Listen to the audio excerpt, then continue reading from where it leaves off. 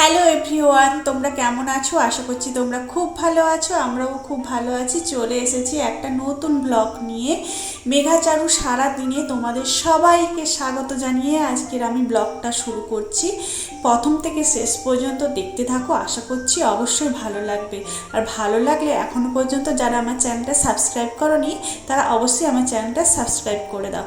দেখো সকাল সকাল ঘুম থেকে উঠে পড়েছি। আর এখন তো জানো সব জায়গায় বৃষ্টি হচ্ছে, আমাদের কিন্তু বীরভূমে বৃষ্টি হচ্ছে না কেন জানি না। সব জায়গায় কালকে বৃষ্টি হয়েছে, কিন্তু আমাদের একদম বৃষ্টি হয়নি। শুধু একটু হাওয়া দিয়েছে, ব্যাস একটু ঠান্ডা ঠান্ডা ওয়েদার। তারপর দিন সকালবেলা এত রোদ বেরিয়েছে সে বলার বাইরে। দেখো মেঘা হচ্ছে যে সকালবেলা ঘুম থেকে উঠে রেওয়াজ করে গান করে নিয়েছে, আর একটা গান দেওয়া ছিল সেই গানটাও করেছে, তারপর পড়তে বসে পড়েছে। আর যে জামা কাপড়গুলো কালকে ছিল সেগুলো হচ্ছে যে মেলা ঠিক মানে ভেজা ভেজা ছিল, ভালো শুকায়নি, সেই জন্য তুলিনি। তারপরে স্নান টান করে ঠাকুর নমস্কার করার পরে পুজো টুজো দিয়ে তারপরে দেখো আমি রান্নাঘরে ঢুকেছি। আজকে ঝাড়ু পোছা সামনের ঘরগুলো ঠাকুর ঘরগুলো করার পরে রান্নাঘরে ঢুকেছি। আর মেঘাকে দেখো ব্রেড আর দুধ গরম করে দিয়েছি একটু বাটার দিয়ে করে। তারপরে সমস্ত থালা বাসন ধুয়ে এবারে রান্নার কাজ করে নিতে হবে। তো আমি দেখিনি আবার ওদের আজকে তো লাস্ট রিহার্সাল আজকে দুবেলাই হবে, তাই ওকে যেতে হবে। আর এইদিকে চারু দেখো খুব ঘুমোচ্ছে, উঠছে না। স্কুল যবে থেকে বন্ধ পড়েছে না, তো বলছে ছুটি তো আমি তো ঘুমাবো, স্কুল না খুললে আমি পড়বো কি, তো এই জন্য ঘুমিয়েই যাচ্ছে। আর এইদিকে দেখো ফুলগুলো কত সুন্দর লাগছে, কৃষ্ণচূড়ার ফুলগুলো বেশ ভালোই লাগছে দেখতে। আর ছাদ থেকে আরও বেশি ভালো লাগে। আর একটা পাখি জানো তো ব্যালকনিতে সবসময় থাকে, ঘুঘু পাখি। জানি না, সবাই বলে যে বাসা করতে নেই বাড়িতে, জানি না, ও যেতেই চায় না। অনেক তাড়িয়েছি কিন্তু ও যেতেই চায় না। তো কি করব, ও আছে, তোমরাই বলো তো ও আমাদের কি করা উচিত? যেতে চায় না তো কি করব? ওকে মুড়ি টুড়ি সব জল যা খাওয়ার সব দেয়, তবু এবারে অনেক তাড়িয়ে দেওয়ার চেষ্টা করেছি কিন্তু যাচ্ছে না। তো দেখো আমি রেডি হয়ে গেছি, আর মেঘাকে হচ্ছে যে আজকে নিয়ে যাব নাচের ক্লাসে। তারপরে জানি যে সব 12:30 হয়তো ছেড়ে দেবে, কিন্তু ছাড়ছে না দেখে তখন ওদের ম্যাম বলেছে যে তোমরা সবাই বাড়ি চলে যাও, আজকে আমি একটু দেরি করে ছাড়বো। তো এসে দেখো আমি রান্না বসিয়ে দিয়েছি, কুমড়ো দিয়ে পুঁই শাক হবে, আর পাট শাক ভাজা হবে, আর হচ্ছে যে মুসুর ডাল পেঁয়াজ দিয়ে হবে। তো মোটামুটি সমস্ত রান্না কমপ্লিট করে নিয়েছি। আর এইদিকে দেখো গান করতে বসেছে। আর পুঁই শাকটা আমি একটু আলাদা করে রকম রান্না করেছি, তো তোমাদের সেই পরে আমি রেসিপিটা বলবো। আর এই চারু তো হচ্ছে যে গান সেরকমভাবে পছন্দ করে না, তবু মাঝে মাঝে যে দিদির দেখে না বসে পড়ে, ওই শুধু সারেগামা পাধা নিশা এইটুকুই শেখানোর চেষ্টা করছি, তাও শিখতে চায় না। ওর যখন মন হয়েছে, আমি রান্না বন্ধ করে ওর কাছে ছুটে এসেছি যে না, ও যখন মন চেয়েছে, যেই সময় মন চেয়েছে আমাকে সেই সময় ওকে দেখাতে হবে।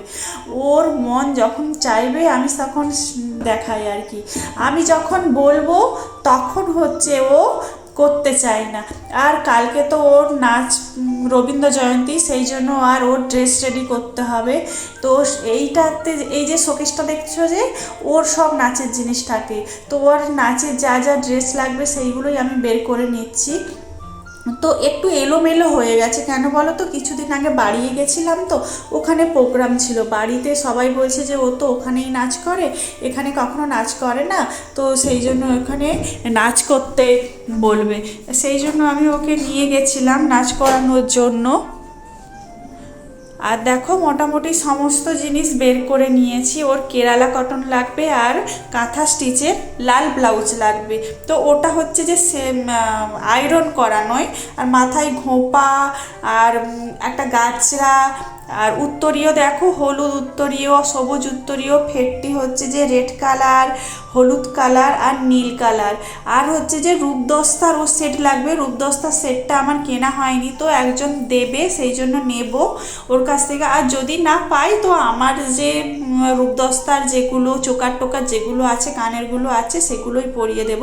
তো রান্না বন্ধ করে তারপরে ওর কাছে আমি একটু গান দেখাতে গেছিলাম।